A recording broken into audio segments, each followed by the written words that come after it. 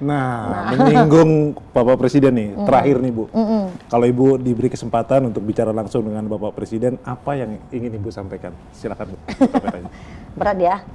Yang jelas kami berharap Bapak Presiden semoga selalu sehat dan kami berterima kasih atas berbagai program strategis nasional yang ada di Kabupaten Siak. Meskipun kami berharap pelibatan dari pemerintah daerah semakin diperkuat, kami yakin masih banyak kepala daerah yang bekerja dengan tulus, ikhlas, dan patriotik untuk membangun daerahnya. Kami di Siak, seperti saya Mas, saya adalah putri asli kelahiran Siak, Sri Indrapura pertama yang menjadi bupati di Kabupaten Siak dan bupati perempuan pertama yang memimpin di Kabupaten Siak. Tentu tidak ada niat kami untuk menyakiti hati Siak gitu. Dan kami berharap kami nggak muluk-muluk, yang efisiensi pengalihan kami terima, tetapi untuk bisa menutup defisit dan untuk membayar pada pihak ketiga yang itu juga banyak UMKM-nya, banyak hak-hak dari yang harus dibayar, memang kami membutuhkan sekali, kurang salur di 2023 dan 2024 yang sudah diakui sebagai hutang itu dibayarkan. Karena itulah akan menjadi titik kami untuk bisa memulai pembangunan. Apalagi kan Pak Purbaya kan di berbagai media bilang uang banyak. Jadi kami doakan uang yang banyak semoga mengalir ke daerah. Karena ini kan hutang yang sudah diakui oleh pusat ke daerah. Itu aja sih Mas.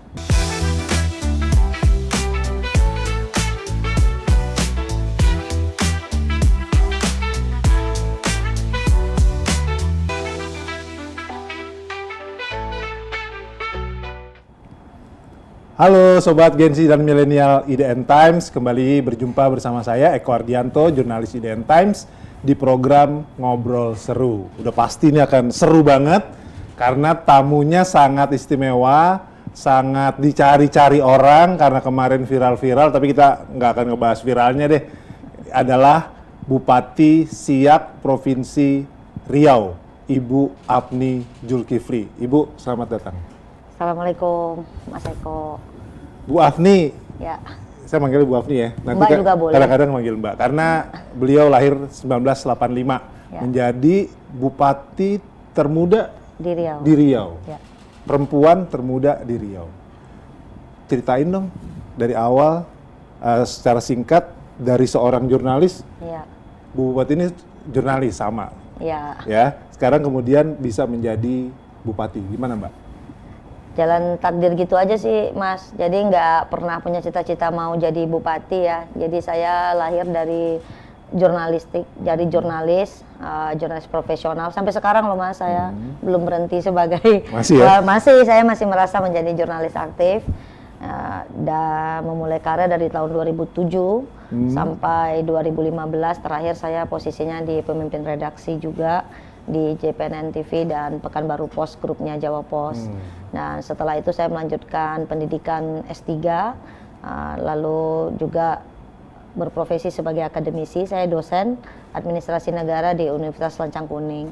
Nah, kemudian pernah jadi tenaga ahli menteri dan kemudian ya takdir saja membawa kemudian ke politik. Jadi nggak politisi murni lah saya ini. Masih.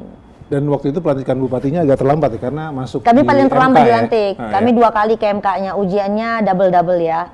Jadi dilantik tuh Juni 2024. 4 Juni 2024 ya. Jadi kami menjadi kepala daerah yang paling terlambat dilantik di Provinsi Riau. Jadi waktu itu pelantikan kepala daerah yang lain oleh Bapak Presiden, kami dilantiknya oleh Bapak Gubernur. Tinggal satu tuh, tinggal saya doang. Terakhir ya? Paling terakhir. Semua kepala daerah lain di bulan Januari, kalau nggak salah udah dilantik, kami di Juni. Karena ada proses di MK 2 kali. Mbak Bupati, bisa dijelaskan nggak? Ini mungkin untuk para penonton di IDN Times nih belum tahu Siak tuh di mana sih? Apa sih keunggulan dari Kabupaten Siak?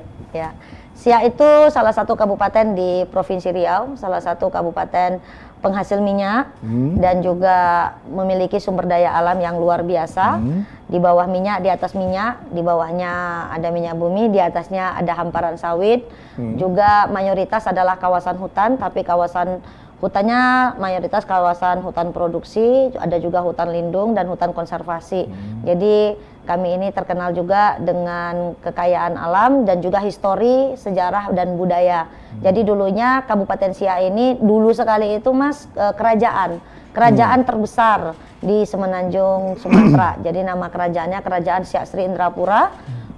Ada Sultan Syarif Qasim II yang dinobatkan sebagai pahlawan nasional, yang mana menyerahkan harta dan tahtanya untuk kemerdekaan Republik Indonesia masa itu. Jadi historinya sangat kental sekali dengan budaya Melayu, adat bersandi syarak bersandi kitabullah, dan ini adalah negerinya para sultan, dan makanya Kabupaten Siak juga disebut dengan negeri istana karena masih berdiri sampai sekarang bangunan sejarah Istana Asyirayah Hashimiyah dari abad ke-18. Kalau warga Indonesia ingat Siak tuh apa kira-kira? Harusnya ingatnya kerajaan Siaknya, sungai Siaknya, historinya. Silahkan datang ke Siak, nanti bisa melihat rangkaian histori yang luar biasa, kebudayaan, sejarah, dan tentu saja bisa menikmati. Di sana ada beberapa taman nasional Zamrud. Kita punya taman nasional, rumah terakhir harimau Sumatera. Dan satu yang kemarin cukup banyak dikenal itu jembatan Sultanah Latifah. Ya, jadi kami Kabupaten Siak ini adalah daerah yang tumbuh dan berkembang setelah adanya otonomi daerah. Jadi begitu ada otonomi, jadi dari dulunya kerajaan Mas, dari begitu 17 Agustus 45 dan Sultan mendapat informasi tentang kemerdekaan Republik Indonesia, beliau kemudian menyatakan bergabung dengan Republik Indonesia. Jadi tidak ada lagi kerajaan karena beliau juga tidak punya keturunan kandung, sehingga beliau menyerahkan harta dan tahtanya kepada Indonesia. Dan setelah itu menjadi kecamatan. Jadi dari awalnya ibu kota kerajaan menjadi kecamatan, gabung dengan Bengkalis. Nah, barulah kemudian menjadi kabupaten setelah otonomi daerah. Baru Pemekaran, kami berdiri sebagai kabupaten, barulah kami bisa membangun yang luar biasa. Jadi dengan otonomi daerah, APBD Kabupaten Siak bisa bangun jembatan, jalan, perkantoran. Jadi kota Siak itu dikenal dengan tata kotanya yang teratur, bersih, asri, dan indah. Gitu. Jembatan Tengku Agung Sultanah Latifah dibangun pakai dana APBD murni. Hampir 300 miliar. PAD-nya waktu itu lebih ratusan miliar. Itu bisa tahun 2001 enggak, waktu itu peresmiannya itu 2000, nanti di cross check kembali ya. Kalau diresmikan 11 Agustus 2007 oleh Presiden SBY. Ya, waktu itu diresmikan oleh Bapak Presiden SBY menjadi jembatan termegah. Ya, betul. Bahkan hari ini memiliki lift outdoor satu-satunya di Indonesia. Masih jalan liftnya? Masih. Nah, dari atasnya bisa melihat keindahan kota Siak. Itulah monumental yang luar biasa dari hasil otonomi daerah. Dari kekayaan kami, untuk kami, oleh kami. Nah, udah mulai masuk nih. Ini kan dulu dibangun pakai dana APBD. Nah, sekarang APBD, saya mencatat nih Mbak ya, Bu Bupati. Kemarin di tahun 2025 itu APBD atau PAD Kabupaten Siak itu mencapai 2,626 triliun. Sekarang 2026 turun jadi 1,951, benar? Ya, nanti terkoreksi lagi. Saya kira nanti angkanya bisa dikoreksi, tapi yang jelas kami mengalami penurunan transfer yang luar biasa di 2026. Karena berdasarkan Undang-Undang APBN 2026 memang dana transfer kami itu hanya ditransfer 50%. Dan itu cukup memukul telak APBD kami. Dari yang tadinya masih di angka 800-an miliar di 2025 hanya sekitar 331 miliar di 2026. Jadi memang bukan kami tidak mandiri ya, tapi memang dari dulu kami negeri yang kaya dengan sumber daya alam di mana kami menerima dana bagi hasil. Nah, dana bagi hasil inilah yang dimanfaatkan sebesar-besarnya untuk kemaslahatan pembangunan di daerah. Yang itu bisa disaksikan, dinikmati, dan menjadi monumen yang bisa dirasakan oleh anak cucu Sia sampai hari ini. Tanpa otonomi daerah nggak akan ada jembatan Tengku Agung Sultanah Latifah. Tidak akan ada bangunan-bangunan kecamatan, kantor-kantor di setiap kecamatan hampir semuanya sudah memiliki kantor yang bagus-bagus ya.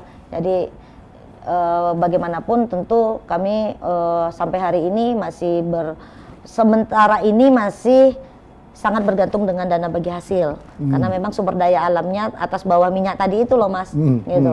Kalau PAD tentu saja dengan berkurangnya TKD kami harus menaikkan PAD. Makanya kami melakukan berbagai langkah-langkah.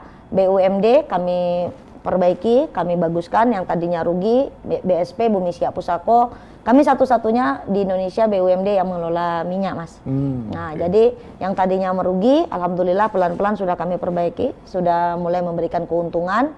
Lalu kami juga punya kawasan industri Tanjung Buton, kami juga punya beberapa BUMD lain yang hari ini kami perbaiki manajemennya supaya bisa menghasilkan PAD. Selain juga kami mengikuti arahan Bapak Presiden untuk melakukan yang namanya efisiensi, lalu kita memaksimalkan kembali kinerja-kinerja di pemerintahan dengan lebih efisien dan efektif gitu. Itu dana APBD ya yang dipotong itu jadi gimana Bu nanti untuk pembangunan? Ibu udah bersuara cukup keras tuh.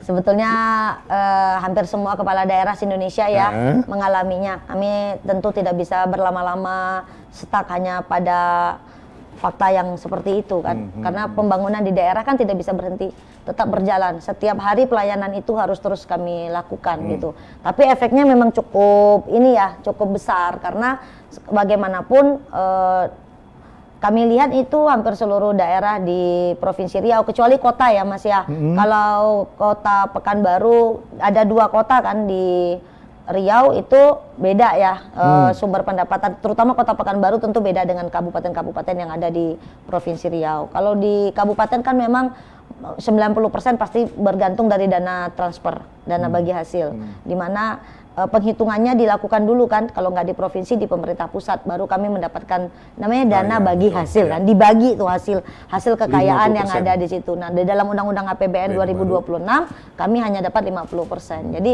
kalau dibilang efek ya sangat besar sekali lah, karena kan perencanaannya kan di awal kan kita kan tidak menyangka bakal DBH-nya dipangkas 50%.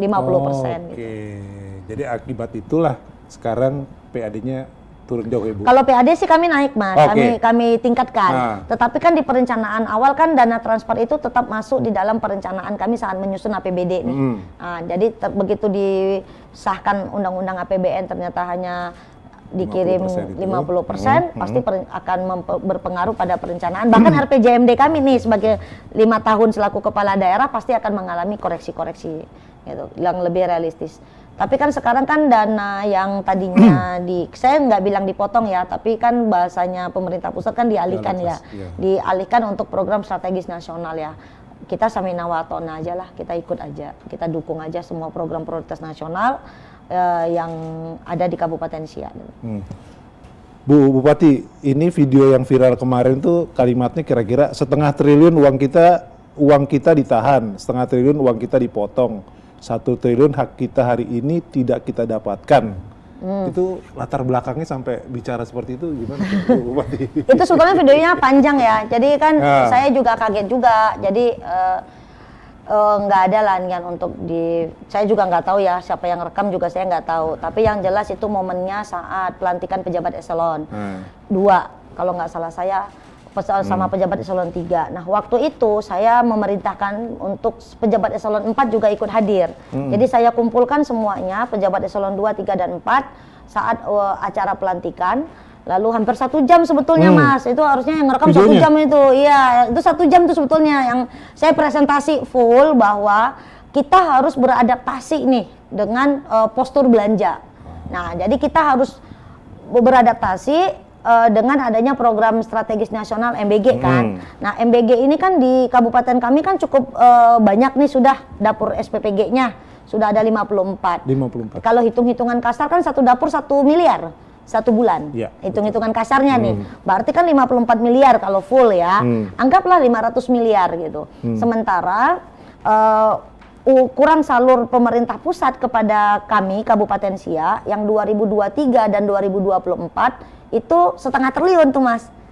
Jadi DBH yang dikirim ke daerah dan sudah diakui sebagai hutang oleh pemerintah pusat melalui Kementerian Keuangan dan sudah keluar itu pengakuan hutangnya itu 0,5 triliun 2023-2024. Nah di 2026 kan di Undang-Undang APBN kami kan cuma dikirimi 50%, 50%, ya, yang tadi. angkanya juga Ya. 0,5 triliun. Oh, angkanya Nah, angka 0,5 triliun. Nah, dengan posisi hari ini, karena saya baru menjabatnya terakhir ya Mas ya, kami punya hutang 370 miliar. Nah, besar harapan kami bahwa dengan adanya program ini harus kita awasi bersama. Karena kita tidak bisa lagi main pada ranah aman dengan mengharapkan transfer. Tetapi bagaimana program strategis nasional ini kita jaga rantai pasoknya. Karena dari saya keliling, saya kan keliling terus Mas ke kampung-kampung, ke UMKM, penghulu kami. Penghulu itu kepala desa Mas. Kalau di sana namanya penghulu gitu ya. Wah, jangan salah, bukan yang nikah-nikah itu bukan. Jadi di sana penghulu kami itu protes. Ibu Bupati, ini dapur MBG, kami punya ikan nggak mau mereka terima. Kami punya tempe nggak mau diterima. Kami nawarkan UMKM itu nawar ke dapur, mereka nggak mau terima katanya. Padahal instruksinya harus lokal. Harusnya kan perintah Bapak Presiden kan kepingin ekonomi lokal hidup. Betul. Nah, kan dengan kita dialihkan anggaran kita 500 miliar dan uang kurang salurnya masih tertahan untuk membayar pihak ketiga, kami kan punya hutang nih Mas sama pihak ketiga. Efeknya juga besar karena itu banyak yang kontraktor UMKM juga yang ada 50 juta, 100 juta. Mereka sampai hari ini belum dilunasi nih, pekerjaan udah selesai. Efeknya juga kemana-mana gitu. Nah, kami tidak mau terjadi perlambatan ekonomi hanya menjadi penonton di negeri sendiri melihat ada program 0,5 triliun tapi cuma nonton doang. Makanya saya menjadi kepala daerah pertama di Provinsi Riau yang mengumpulkan seluruh yayasan, mitra dan SPPG. Kami bikin sign tanda tangan bahwa tidak boleh tolak UMKM. Kalau sudah terlaksana belum? Ya kami lakukan pengawasan terus dan alhamdulillah kan kemarin-kemarin kan Pemda nggak dilibatin di awal-awal program MBG. Nah, kalau nggak salah seminggu yang lalu apa 2 minggu lalu secara eksplisit kami sudah mendapatkan surat dari Mendagri untuk bisa memperkuat peran-peran kami untuk mengawasi dan di situ jelas Mas tertulis nggak boleh ada UMKM produk UMKM yang ditolak oleh dapur dan kami kepala daerah juga berhak untuk bisa melakukan pengawasan pada dapur-dapur yang tidak sesuai standar sampai dari hulu hilirnya kami diminta untuk mengawasi awalnya kan nggak seperti itu. Sekarang tinggal pelaksanaan realisasinya di lapangan. Ya. Kalau itu terrealisasi, kira-kira seberapa optimisme nanti? Saya optimis. Misalnya ya, contoh gini lah Mas. Ada petani kami dari Bungaraya, dia petani sayur-sayuran, kacang panjang gitu kan. Dia ngomong nih sama saya, Bu Bupati, saya udah datang ke dapur MBG, mereka nggak mau terima produk saya. Karena katanya mereka udah terlanjur beli tuh di pasar Pekanbaru atau pergi pesan dari Padang, dari provinsi tetangga bahkan karena kan kami bertetangga dengan daerah penghasil kan Mas. Dari 23 bahan pokok dari MBG tidak ada satupun kami surplus di Siak Mas. Bahkan meskipun kami punya lahan pertanian, kami hanya penghasil gabah bukan beras. Gitu, berasnya kan keluar dulu tuh, gabahnya keluar dulu baru jadi beras.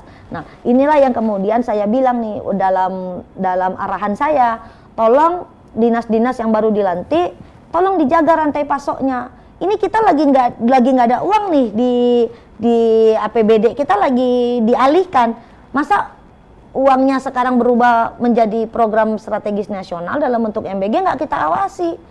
Camat harus mengawasi UMKM sehingga misalnya begini Mas, apa sih menunya MBG 3 bulan ke depan harusnya kan camat tahu. Orang dapur kalau bisa juga memberitahu. Orang BGN harusnya memberitahu kami nih sehingga kami dari hari ini sudah woro-woro ke petani kami, ayo tanam buah semangka misalnya, tanam kacang panjang, bikin tempe sekian, siapkan kedelai sekian, telur sekian, ikan misalnya Mas, ikan sekian. Si petani ini si nelayan ini dia butuh jaminan bahwa produk mereka betul-betul diterima di dapur. Karena kan mereka ini modalnya modal kecil. UMKM ini kan modalnya kecil-kecil. Nanti mereka udah cabai, udah nanam banyak, ternyata nggak yang nerima. Tadi berapa? Ada 50 dapur? 54. 54? Iya, 54 sampai 56. Tapi yang 3T belum ya, Mas? Belum masuk ke wilayah 3T Ya, sekarang di masih sana di ya? seputaran kota lah. Oh, masih di seputaran kota? Masih seputaran Dari kota dan target sekitarnya. berapa, Mbak? Kalau nggak salah sekitar, yang jelas kampung kami kan ada 131 kampung dan kelurahan. 131 kampung, oke. Dan kelurahan. Tapi kan basisnya nggak kampung Nggak, ya, betul, basisnya kan betul. sekolah. Iya, sekolah. Jadi kayaknya udah maksimal sekarang ya, hampir semua kecamatan sudah ada. Kecuali yang 3T tadi ya? Tapi di 3T dan daerah-daerah pelosok malah belum gitu. Ini masih kami tunggu progresnya seperti apa. Saya selaku kepala daerah hanya ingin sirkulasi ekonomi berputar di daerah kami. Benar-benar harus berputar di Siak. Dengan harapan itulah yang menjadi penopang ekonomi masyarakat Siak. Oke, Bu Bupati tadi Mbak cerita ke kita sebelum kita bicara ini, roadshow tuh, ketemu wakil ketua DPR, Ya. ketemu wakil Menteri banyak Keuangan, ya kan, Ya. keuangan segala macam. Hasilnya apa dari keluhan yang sejak viral itu? Kalau sejak viral, enggak sejak viral Enggak ya, itu sejak sih, viral ya, enggak. udah ini kan? Ya udah dari Kebayar pertama. nggak itu? Belum. Masih nunggu. Oke. Masih nunggu lah. Jadi memang ya namanya ikhtiar ya Mas Ya, ya. ya. Jadi kan harus dipilah yang urusan pemerintahan, urusan PAD, urusan sosial kemasyarakatan kami tetap jaga. Check and balance-nya tetap kami jaga. Kami juga harus menunjukkan dan membuktikan kepada pemerintah pusat bahwa kami di daerah ini amanah. Dana desa kami alhamdulillah sudah tersalurkan 100% dan terlaksana dengan baik di lapangan. Oh ya? Gitu ya, Pak. Walaupun kecil ya? Ya itu kan sudah jadi keputusan ya. Jadi menyemangatilah Bapak Ibu Kepala Desa sekarang. Banyak juga sih yang ngadu. Jadi kan gini loh Mas, kami kepala daerah ini kan menjadi tempat pertama curhatannya rakyat kan pasti ke kami. Ya. Sementara dari urusan pemerintahan kan sekarang sudah banyak yang ditarik ke provinsi dan pusat. Nah masyarakat nggak mau tahu itu. Masyarakat bukan pada posisi tahu juga gitu. Dia taunya pokoknya Siak hari ini bupatinya si Afni nih. Ya. Nah, semua urusan dia ngadunya ke kita, maka tugas kita adalah menyampaikan di mana jalurnya. Oh jalan rusak, ini bukan jalannya kabupaten misalnya, ini jalan provinsi, ini jalan nasional. Ya kita berjuang. Cuman memang dari 555 kilo jalan rusak kami baru dapat 1,1 kilo di impres jalan tahun 2025. Ya disyukuri. Apa itu? Ya tetap disyukuri lah. Dan kami terus berjuang sekarang memasukkan proposal-proposal kami ke kementerian dan sekarang kan semua sistemnya pakai online Mas. Jadi kami tinggal mencari jalur aja. Makanya harus rajin ngetuk-ngetuk pintu di pusat ini kan dengan harapan jangan sampai negeri yang tadinya kaya raya, kami kaya raya sekali, waktu zaman kerajaan dulu kaya raya sekali, segala-galanya, bahkan bandara Riau itu yang di Pekanbaru itu Sultan kami tuh yang ngasih hibahnya tuh. Nah gitu. Hari ini jangan sampai kami Kabupaten Siak dilupakan. Kami, rakyat kami di sini banyak, ada 500 juta jiwa dan hari ini saya pemimpinnya. Saya berjuang, meskipun TKD-nya berkurang, kami akan berjuang meningkatkan PAD. Kami akan berjuang melakukan inovasi-inovasi bagaimana bisa membalanskan lagi meskipun itu cukup berat ya. Sebelum masuk ke inovasi tadi Bu, itu tadi kan Ibu juga bercerita bagaimana banyak kepala desa, penghulu ya, penghulu di sana itu mengeluhkan dana desa kurang, terus mereka pembangunnya apa gitu. Ya memang gimana ceritanya tuh Bu? Kepala desa kan saya kan sering menghadiri musren ya, musren. Sekarang itu kan musren kan jadi pada nggak semangat lah karena buat apa musren, orang uangnya cuma segini doang gitu. Bahkan ada kepala desa yang bilang udahlah, banyak sih Mas sebetulnya kepala desa yang bilang udahlah Ibu Bupati sampaikan aja ke pusat, nggak usah aja ada dana desa. Kami cukup bayar gaji pegawai aja, kami melayani saja, tidak usah infrastruktur apa. Mungkin karena kan juga kan terstigmakan kan korup apa gitu-gitu kan Mas ya. Jadi ya kami tentu selaku kepala daerah memberikan motivasi lah agar kepala desa tetap semangat melayani masyarakat, berinovasi. Banyak kok desa-desa di Siak yang hari ini dana desanya itu menghasilkan sesuatu yang luar biasa. BUMDesnya luar biasa. Bahkan ada yang BUMDesnya itu bisa mendapatkan keuntungan itu sampai miliaran. Udah jalan gitu. Nah, hari ini kami harus memperkuat komunikasi, sinergi, agar program-program strategis nasional juga bisa bergerak sampai ke tingkat tapak. Misalnya kan sekarang ada Koperasi Merah Putih nih. Nah, Koperasi Merah Putih kan juga harus mendapat dukungan dari kepala desa. Nah, tadinya sempat melambat di awal-awal karena kepala desa banyak yang merasa, oh ini bakal saingan nih dengan BUMDes. Nah, kita kan terus berkoordinasi sama pusat, lalu dapat informasi dari kementerian, lalu kita sampaikan kepala desa bahwa ini tidak saling mematikan tetapi justru saling menguatkan ekonomi desa. Nah, dan rugi nih kalau nggak ngambil KDMP. Saya bikin analoginya gini, Bapak Kades, Pak Pengulu kemarin hilang berapa? Saya tanya, dia cakap, oh kami kemarin 1 miliar Bu, dana kampung kami Bu, katanya. Oke, sekarang tinggal berapa? 300, berarti hilang 700. Ya, nah ini KDMP bangunannya nilai berapa? Nah, katanya Bu, nilainya 1,2 miliar katanya. Kan dah lebih, saya bilang. Tadi kan hilang 700, dapat 1,2. Belum tambah isinya, belum lagi nanti dikirim kendaraan, jadi lebih pada gitulah. Memberikan semangat gitu. Tinggal pelaksanaan. Pelaksanaannya. Sejauh ini gimana persiapan KDP? Karena kan mau launching nih. Baru bangunannya ya.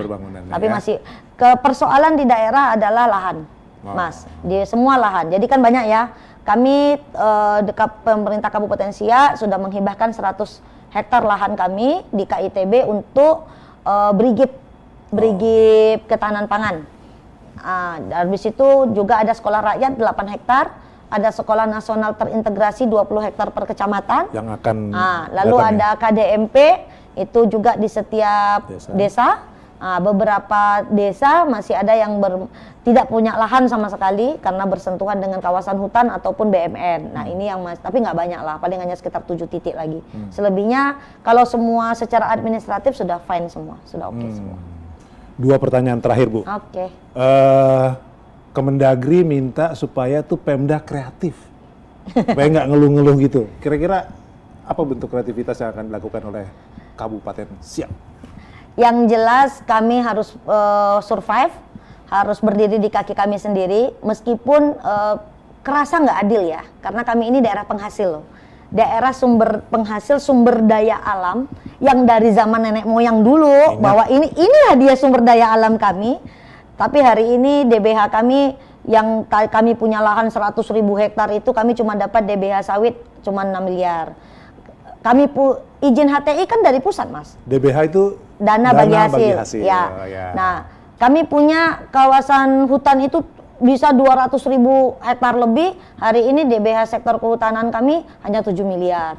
Nah, jadi kalau lihat komposisi sangat tidak adil. Tetapi kan kami nggak boleh ngeluh. Nah, kami tidak akan ngeluh andai semuanya kami yang ngelola. Nggak perlu ngeluh, Mas. Kalau dikelola daerah, tapi kan tidak begitu. Kami tetap harus menghormati undang-undang bahwa ada pembagian kewenangan pusat dan daerah. Jadi hari ini yang ada di hadapan kami masih mengelola BUMD minyak Bumi Siak Pusako. Inilah yang harus kami rawat dengan baik. Kami punya juga di sektor pesisir, kami punya kawasan industri Tanjung Buton. Inilah yang kami perjuangkan, bagaimana pemerintah pusat nantinya mau membantu kami menetapkan kembali KITB sebagai proyek strategis nasional ataupun menjadi kawasan ekonomi khusus, sehingga nanti menjadi denyut jantung baru ekonomi Sumatera di sektor pelabuhan dan pesisir. Kemarin saya baru meresmikan investasi senilai 300 miliar perdana sektor industri galangan kapal di KITB. Nah, doakan KITB apa, Bu, tadi? Kawasan Industri Tanjung Buton. Itu ada di Kabupaten Siak. Nah, jadi itu juga kawasan pelabuhan yang langsung bisa akses ke Selat Malaka. Nah, jadi ini juga menjadi prospek besar kami untuk bisa menaikkan PAD dan juga melakukan optimalisasi pajak juga. Tetapi kami nggak naikkan pajak ya, Mas ya. Jadi objek-objek pajak yang kami optimalisasi, karena kalau naikin pajak rakyat udah susah ini gitu kan, rakyat udah susah, kami nggak mau nambah susah rakyat lagi nih gitu. Jadi kami juga melakukan efisiensi sekaligus juga peningkatan PAD dan perbaikan di BUMD. Nah, insya Allah dalam waktu dekat juga akan ada investasi yang nilai investasinya hampir 1 triliun yang akan kita resmikan di KITB. Nah, harapan kami dengan ada industri seperti ini tumbuhlah ekonomi. Meskipun untuk mengejar dan menutup dari Kekurangan tadi. yang pengalihan TKD tadi itu cukup berat. Makanya kami ingin semua proyek strategis nasional yang ada di Kabupaten Siak harus bisa dijalankan oleh orang Siak untuk orang Siak dan dari orang Siak gitulah kira-kira. Ya, untuk Sehingga perputaran ekonominya jalan, dan kami yakin ini kok yang diinginkan Bapak Presiden gitu. Nah, menyinggung Bapak Presiden nih, terakhir nih Bu. Kalau Ibu diberi kesempatan untuk bicara langsung dengan Bapak Presiden, apa yang ingin Ibu sampaikan? Silakan Bu. Sampaikan. Berat ya. Yang jelas kami berharap Bapak Presiden semoga selalu sehat, dan kami berterima kasih atas berbagai program strategis nasional yang ada di Kabupaten Siak. Meskipun kami berharap pelibatan dari pemerintah daerah semakin diperkuat, kami yakin masih banyak kepala daerah yang bekerja dengan tulus, ikhlas, dan patriotik untuk membangun daerahnya.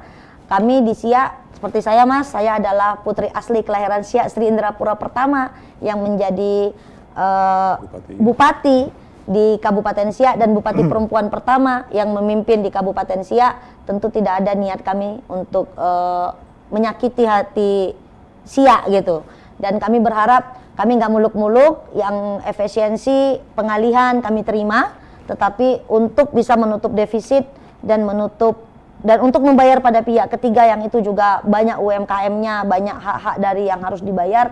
Memang kami membutuhkan sekali, kurang salur di 2023 dan 2024 yang sudah diakui sebagai hutang itu dibayarkan. Karena itulah akan menjadi titik kami untuk bisa memulai pembangunan. Apalagi kan Pak Purbaya kan di berbagai media bilang uang banyak. Jadi kami doakan uang yang banyak semoga mengalir ke daerah. Karena ini kan hutang yang sudah diakui oleh pusat ke daerah. Itu aja sih Mas. Baik, terima kasih Bupati Siak, Ibu Afni Zulkifli. Terima kasih. Sudah hadir. Kebetulan tadi lagi di Jakarta, terus mampir ya, gitu ya ke kantor terima IDN kasih. Times. Oke, baik. Demikian obrolan kita di Ngobrol Seru bersama Ibu Afni Zulkifli. Kita ketemu di program Ngobrol Seru berikutnya. Makasih. Salam.